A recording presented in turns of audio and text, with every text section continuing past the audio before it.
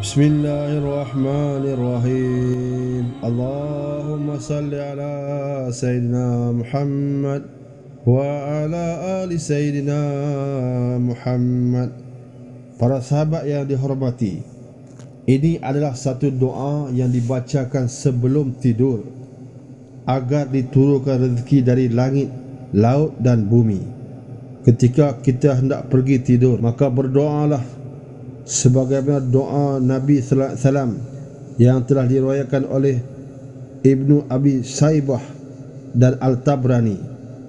Doanya ialah Allahumma ja'alni min a'zami ibadika nasiba fi kulli khair taqsimu fi min nurin taqdibih wa rahmatin tanshuruha wa rizqin taysutuhu wa durri taksifuhu wa bala'in tarfa'uhu wa fitnatin tasrifuha wa su'in tadfa'uhu.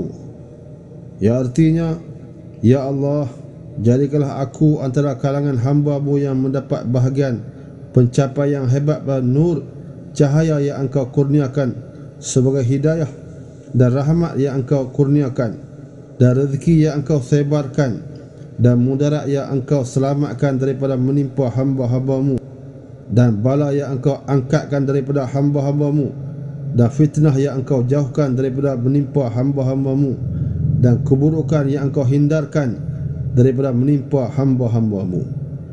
Amalan-amalan ini menjadi sebab Allah melimpahi hamba-Nya dengan keluasan rezeki dan rasa kaya dengan pemberiannya berdasarkan konsep rezeki yang telah diperkatakan oleh ulama.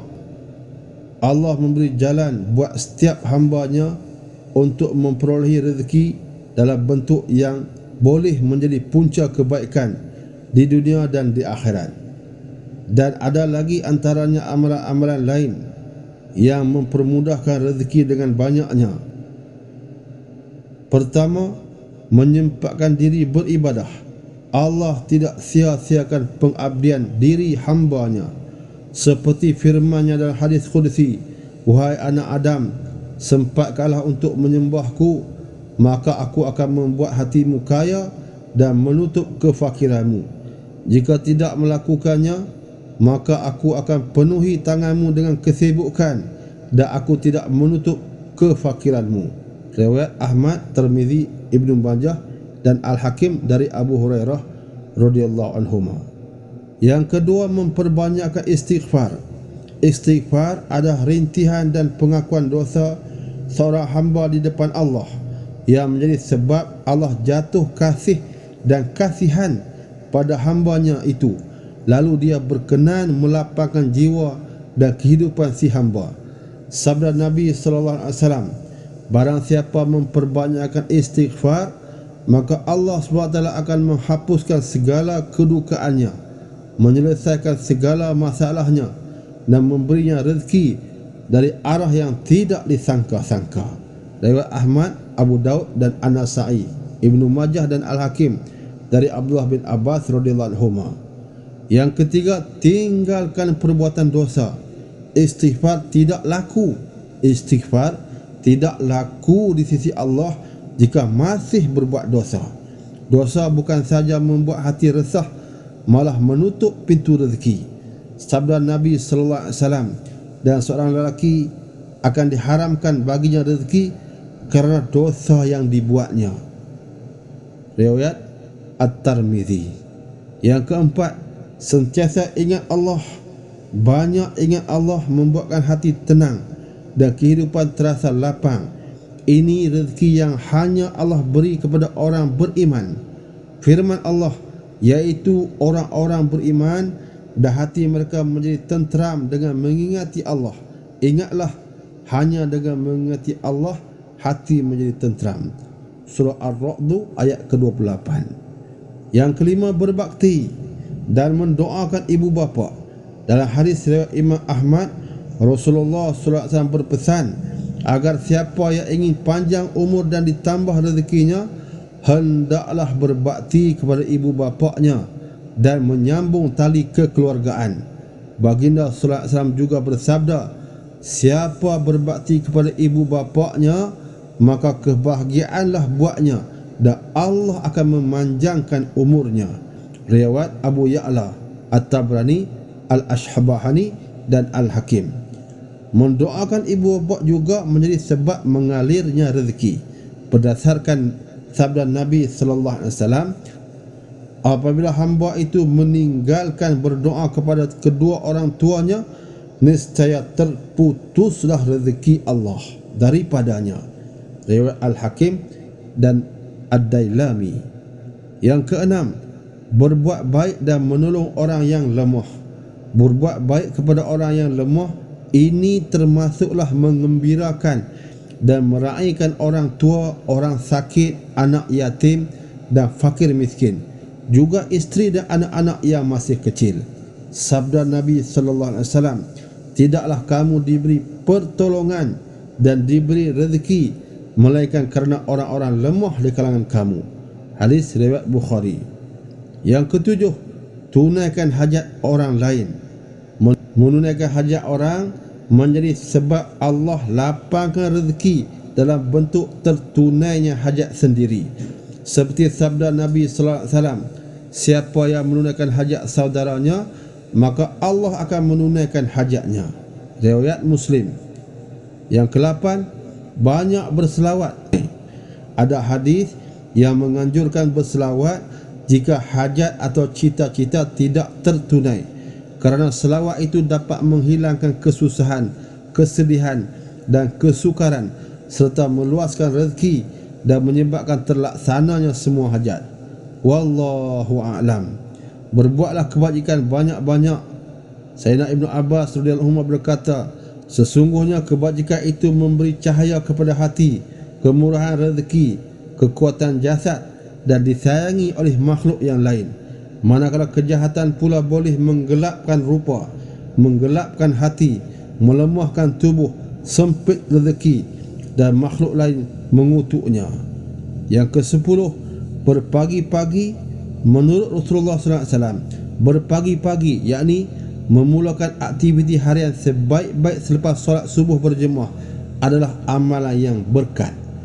Yang ke-11, menjalinkan silaturahim. Nabi sallallahu alaihi wasallam bersabda, barang siapa ingin dilapangkan rezekinya dan dilambatkan ajalnya, maka hendaklah dia menghubungkan sanak saudaranya. Riwayat Bukhari. Yang ke-12, melazimi kekal berwuduk.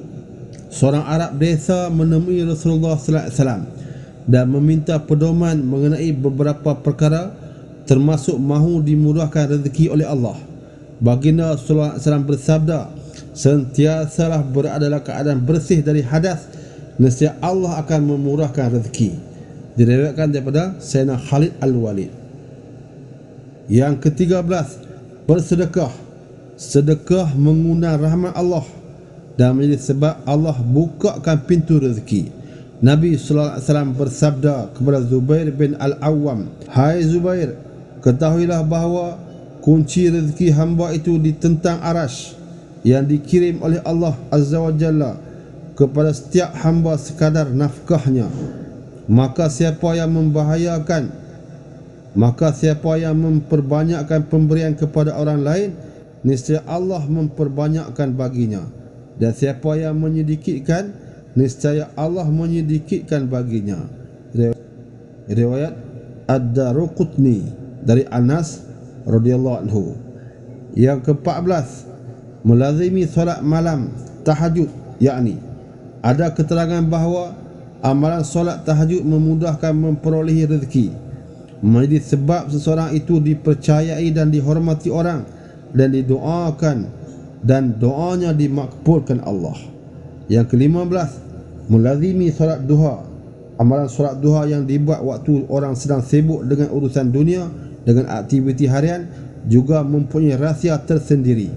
Firman Allah dalam hadis qudsi, wahai anak Adam, jangan sekali-kali engkau malas mengerjakan 4 rakaat pada waktu permulaan siang, yakni solat duha. Nanti pasti akan aku cukupkan keperluanmu pada petang hari. Riwayat Al-Hakim dan Tabrani. Bersyukur kepada Allah. Syukur artinya mengakui segala pemberian dan nikmat daripada Allah. Lawannya adalah kufur nikmat. Allah SWT berfirman, demi sesungguhnya jika kamu bersyukur, nescaya aku tambahi nikmatku kepadamu, dan demi sesungguhnya jika kamu kufur, sesungguhnya azabku amat keras. Surah Ibrahim ayat yang ke-7. Firman Allah lagi, dan kami akan memberi balasan kepada orang-orang yang bersyukur. Surah Ali Imran ayat 145.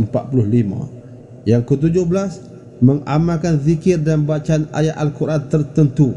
Zikir dari ayat-ayat Al-Quran atau Asma'ul Husna selain menenangkan, menjernihkan dan melunakkan hati, ia mengandungi fadilat khusus untuk keluasan ilmu, terbukanya pintu hidayah, dimudahkan faham agama, diberi kemanisan iman dan dilapangkan rezeki.